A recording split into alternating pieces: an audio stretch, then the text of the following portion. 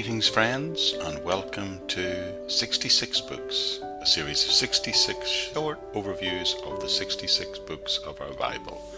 And today you've reached the Song of Solomon, the Book of Love.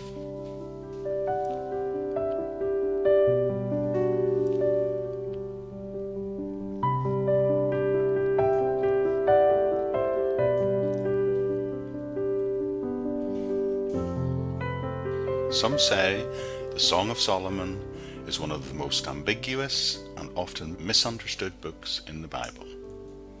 No question that on the surface it is a beautiful eulogy. A eulogy of love whose name is taken from the first verse. It is indeed a Song of Solomon, but it is also an amazing poem that celebrates marital love. The question of authorship is very straightforward, since Song of Solomon chapter 1 verse 1 says this: the Song of Songs which is Solomon's. Solomon's name appears 7 times in the book, in chapters 1, 5, 9, 11 and chapter 12. Many other facts confirm the view that Solomon wrote this book.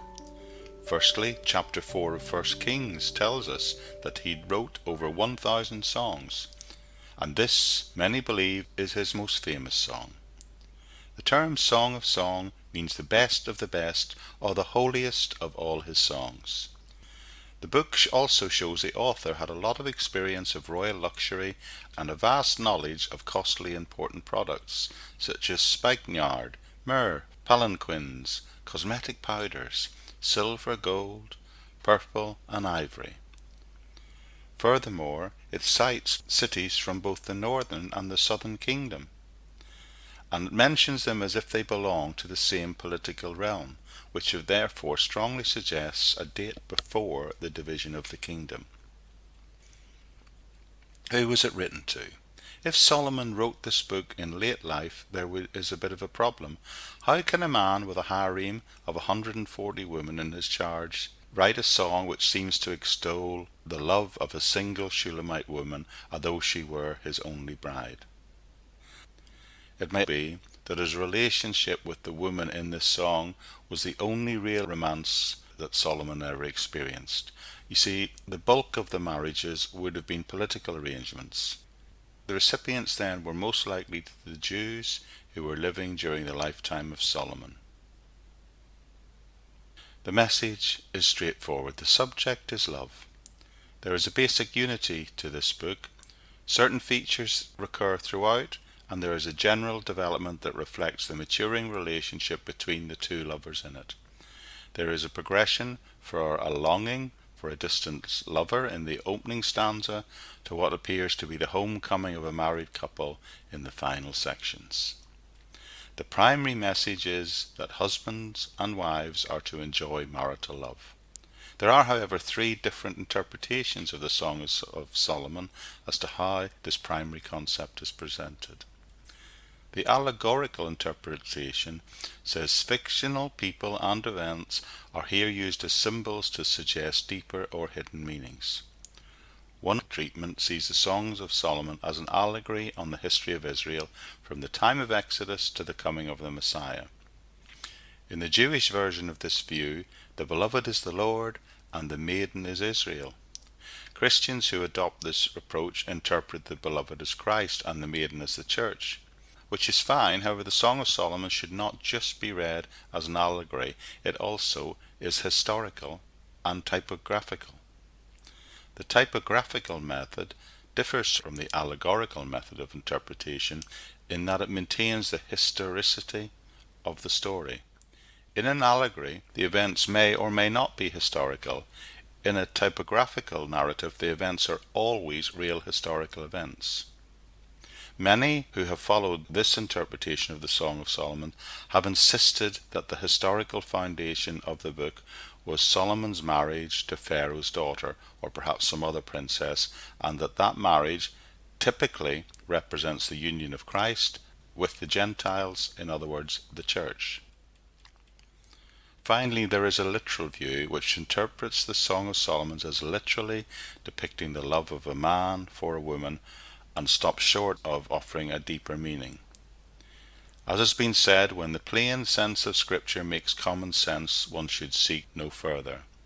However, one should always bear in mind that these various views are not mutually exclusive, and it is entirely possible for all three interpretations to apply all together at the same time. Thinking about the structure of this book, the form of the song is somewhere between a loose connection of songs and a narrative drama. Sometimes this book has been called a lyrical or a dramatic poem, but one built on a dialogue. The point being that there is a unified lyrical song with a dramatic form underlying it, and the structure of this is presented as a lyrical poem that falls into 6 stanzas. The first stanza deals with courtship in chapters 1 to 2:7. The second stanza from chapter 2 verse 8 to 3:6 deals with the unfolding of that courtship, leading to the third stanza from 3 through to 5:11, which talks about the marriage and honeymoon of the couple. In the fourth stanza, beginning in 5:2, the honeymoon is seen to be over, and in the fifth stanza, the marriage is seen to mature and deepen. And then finally, the sixth stanza is a celebration of the maturity of love from chapter 8 verse 5 to the end of the book. Primary purpose of the Song of Solomon is to exalt the joys of love in courtship and in marriage. It offers a proper perspective of human love and avoids the extremes of lust on one hand and self-denial on the other. It is a forthright and positive endorsement by God of the idea of marital love in all its physical and emotional beauty. God has laid down for human society the fact that sexual love between a man and a woman has its rightful place. One reason for the inclusion of the Song of Songs in Scriptures may have been to simply show God's approval of sexual love. However, the love that is described is always in the context of a relationship where a man and a woman commit themselves to each other in marriage to the exclusion of all others. Even those who hold hard to the literal interpretation accept that this book has this spiritual illustration and application, and most accept it certainly illustrates God's love for his covenant people Israel, and it at least anticipates Christ's love for his bride, the church. So in summary, a king called Solomon wrote a book about his love, courtship and marriage to a Shulamite woman in order to exalt the joys of marital love and to illustrate for us divine love, and to remind those of us who are married are free to enjoy marital love, but we should also enjoy the fact that God has a divine love for us.